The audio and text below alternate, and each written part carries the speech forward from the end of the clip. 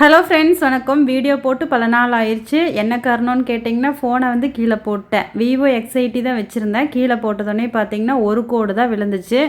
அது அப்படியே நாளாக அப்படியே 10, 15 கோடாகி ஃபோனே வந்து டிஸ்பிளே ஃபுல்லாகவே கோடாகவே ஆயிடுச்சு. அதனால் வந்து ஃபோன் வாங்கலான்னு மாற்றி வாங்கும்போது, என் பையன் சாம்சங் வாங்கி இல்லாட்டி ஐஃபோன் வாங்குன்னு சொல்லிட்டான்.